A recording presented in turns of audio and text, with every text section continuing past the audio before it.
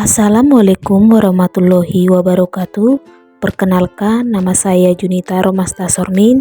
Di sini saya akan menjelaskan tentang demonstrasi kontekstual yang topik 4 filosofi pendidikan, yaitu kontekstualisasi atau relevansi Pancasila sebagai entitas dan identitas bangsa.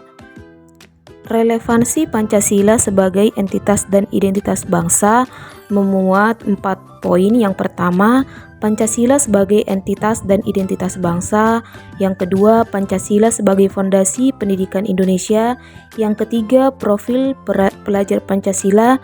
Dan yang terakhir, pendidikan yang berpihak pada peserta didik pada abad ke-21.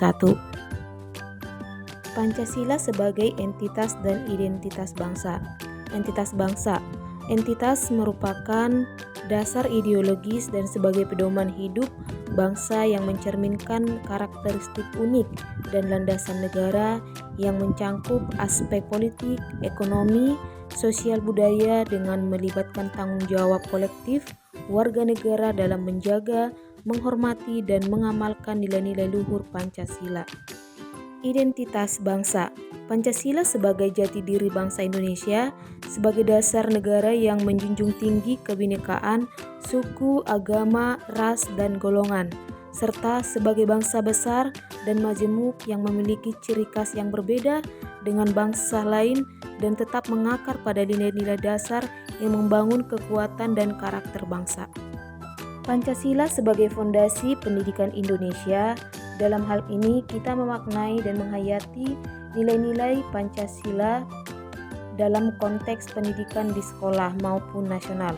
Upaya dalam melakukan Pancasila ini dalam mewujudkan pelajar Pancasila tercerminkan pada profil pelajar Pancasila sehingga perwujudan tercipta melalui semangat peserta didik sebagai pelajar Pancasila melalui berbagai kegiatan yang berfokus pada pengembangan karakter sesuai dengan pelajar profil Pancasila.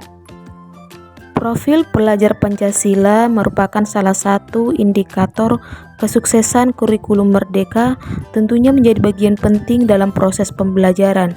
Adanya kegiatan yang mengarah pada profil pelajar Pancasila tentunya akan membantu peserta didik dalam menghayati identitas Pancasila itu sendiri. Maka dari itu penting bagi guru untuk merancang pembelajaran yang mengarah kepada kesuksesan tersebut, tentunya juga harus berpihak kepada peserta didik. Ada 6 dimensi profil pelajar Pancasila. Yang pertama, beriman dan bertakwa kepada Tuhan Yang Maha Esa dan berakhlak mulia.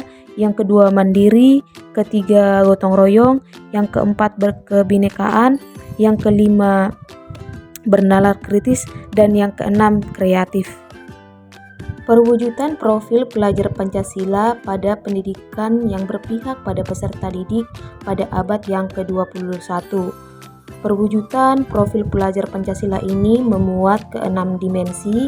Yang pertama, dimensi beriman dan bertakwa kepada Tuhan Yang Maha Esa dan berakhlak mulia.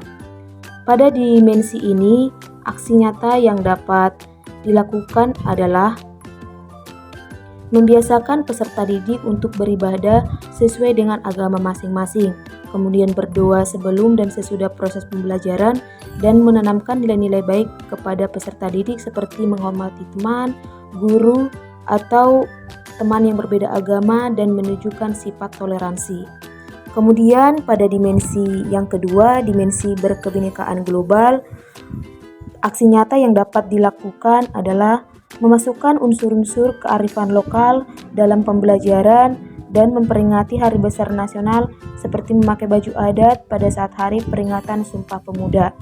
Kemudian dimensi yang ketiga, dimensi bergotong royong, dapat diwujudkan melalui kegiatan guru dan peserta didik melaksanakan pembelajaran dengan metode diskusi dan kerja kelompok untuk melatih kerjasama dan semangat gotong royong peserta didik. Kemudian juga dapat mengadakan kegiatan bersih lingkungan sekolah bersama-sama setiap hari Jumat.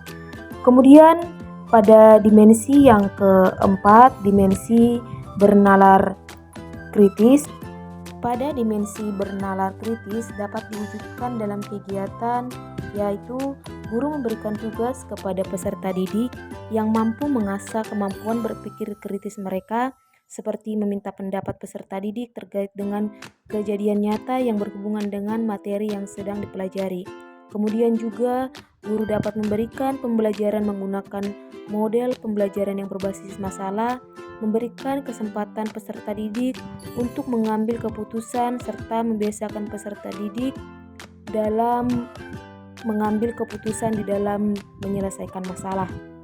Kemudian perwujudan profil Pancasila untuk dimensi yang kelima yaitu dimensi mandiri dapat diwujudkan dalam kegiatan berikut. Yang pertama, guru dapat memberikan tugas mandiri kepada peserta didik dan menerapkan kedisiplinan dan tanggung jawab seperti memberikan kepercayaan sebagai anggota pengurus kelas melalui struktur organisasi, memberi kepercayaan melalui piket kelas atau bisa juga memberi kepercayaan dengan memberikan tugas pekerjaan rumah.